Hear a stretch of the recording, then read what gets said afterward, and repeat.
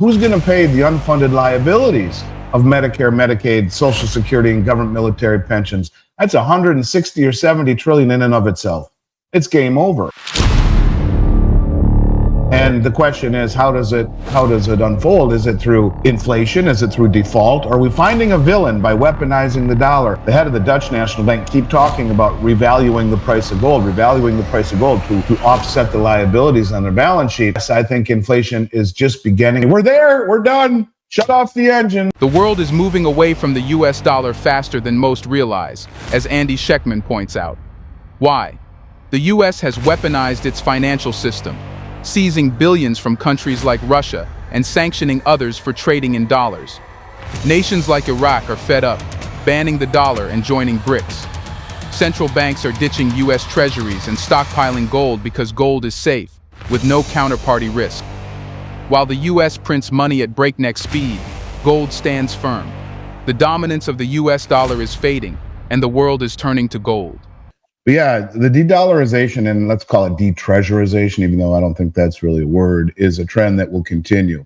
And it will continue simply out of the hubris of the United States and the West, for that matter. Weaponizing the treasury market is a line, really, to the extent that we've done, I don't think it's possible to even come back from. The world reserve currency should be impartial, and we should not go around the world weaponizing the treasury market to fit an agenda or a criteria that we find just or that we align with ideologically. I'll give you an example. We stole $5 billion worth of U.S. treasuries and from the Russians. We stole them, and we didn't sanction them. We defaulted on them, in essence, by taking them and using them, worse yet, to give to the country, largely in the form of weapons that they are in the midst of a hot war against. At the same time, Janet Yellen can tell CNN, listen, we're okay with Xi Jinping and Putin being friends in BRICS. And I'm thinking, well, thank you very much, Madam Secretary. That's quite benevolent of you. But she says if Xi gives one penny to Putin and his war machine, we will sanction their banks, their companies in Beijing itself. Never mind the $260 billion that we've given to the Ukraine without congressional oversight, the Stinger missiles and the F-16 jets and training their pilots in the Arizona desert. That doesn't matter. We're the reserve currency. Or never mind the fact that 20 years ago, we entered Iraq looking for weapons of mass destruction, destroyed the country, toppled the regime. And guess what? We're sorry. We didn't find any there. I guess we were wrong about that. But guess what? We're still here 20 years later. We're still inside your country. We are still occupying your country. And guess what? 14 of your banks, they had the audacity to try and cool the homes in Iraq in the midst of a summer by buying liquid natural gas that had been routed through Iranian banks. No, those banks are sanctioned. So what did we do? We sanctioned 14 of the Iraqi banks while we're still occupying their country, a country that we toppled. And they asked us for $90 billion last year, Iraq did, because you see, their oil revenue of the $90 billion that they made, they asked us for $1 billion. They made $90 billion in oil revenue in 2023, asked us for $1 billion, and we said, it's your money, but it's just not a good time. Check back later. So what have they done? They've joined the BRICS, fully applied. They have made trading in dollars illegal. If you own a business and do so, and trade in dollars, you'll be arrested, put in jail, and they'll take your business. The country has rid itself of all green dollar bills out of every bank as of January 1 of this year. They're gone. And they are in the process of kicking Western coalition forces out of the country. So from a standpoint of weaponization, absolutely it continues. And then let's look at the performance. Over the past 25 years, gold has doubled the performance of the 10-year treasury, doubled it without the counterparty risk. Gold is an asset that has no counterparty risk or is not simultaneously someone else's liability. And so when you realize that these countries can shed treasuries, which have paled in comparisons in terms of performance to gold, while at the same time carrying counterparty liability, both in also in default, in inflation, and also in weaponization risk. Whereas they can hold gold, which the Bank of International Settlements reclassified in 2019 as the world's only other tier one asset next to US dollars and treasuries. And you ask yourself, is there any coincidence that the central banks of the world have been accumulating gold the way that they have over the last several years, after, of course, the realization of it being reclassified as the only other tier one asset? It makes great sense to continue to de-dollarize and to de-treasurize. We have squandered, and we are printing that kind of money or going into debt that much every 90 days. It took 200 years to do the first time. So from a standpoint of mismanagement of the currency, from a standpoint of weaponization of the dollar and the treasury market, in which much of the world views as wholly hypocritical, we are and have, in many respects, I think, squandered this privilege. And so, yes, this is a trend that will continue. And it's not just the US dollar. If you realize that for the first time ever, just a week or two ago, the reserves, the total reserves in terms of the central banks of the world, the euro just fell from 2 to 3, with gold moving up to number 2. Gold represents the second most heavily owned asset in central bank portfolios. So it's not just the dollar, it's all the G7 countries that are in trouble. But the world reserve status of the dollar is something that is waning.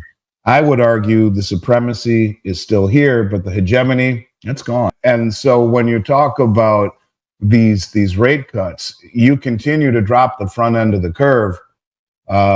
The rest of the world is not really caring much. I mean, we cannot continue to borrow at these levels in very short-term duration treasuries.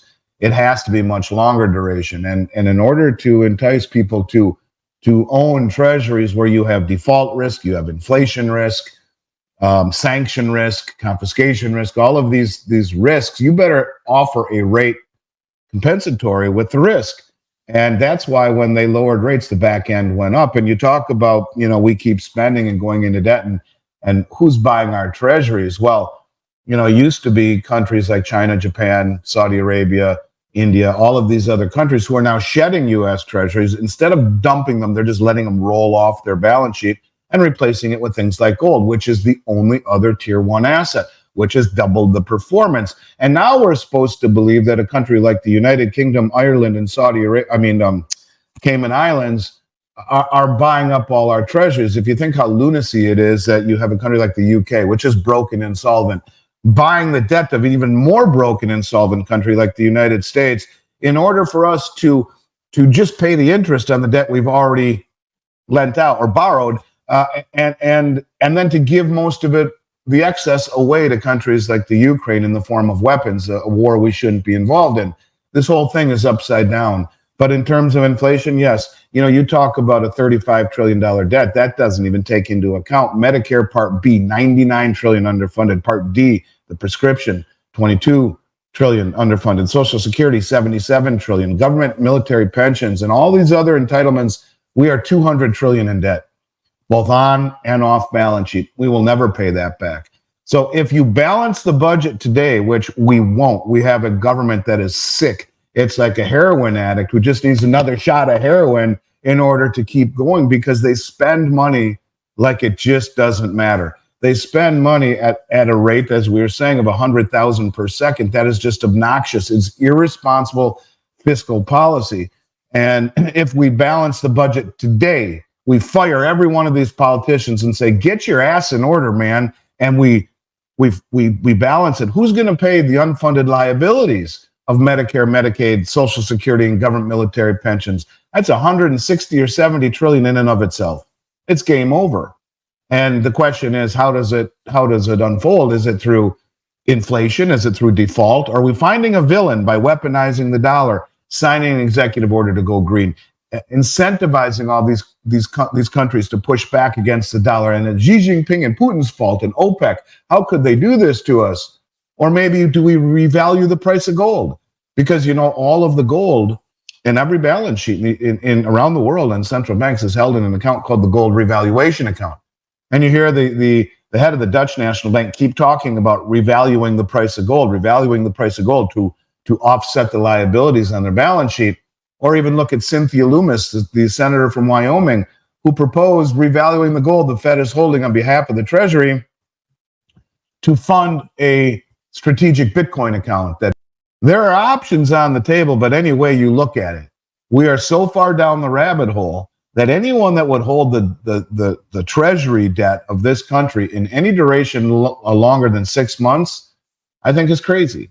And it will continue to go that way. And yes, I think inflation is just beginning. It is not going away. They should have never lowered rates. They should have raised rates, because is it really, if you're going on a 1,000-mile journey and you end up 450 miles into the journey, we're there, we're done, shut off the engines. We're 65% away from the target, and we're saying, job well done. Thanks for watching. If you found this video insightful, make sure to hit the like button and subscribe to the channel for more in-depth financial analysis. Don't forget to turn on the notification bell so you never miss an update as we explore the shifting global economy. Curious to learn more about the world moving away from the US dollar, the rise of gold, or other key economic trends? Check out our other videos right here and stay informed on what's happening behind the headlines.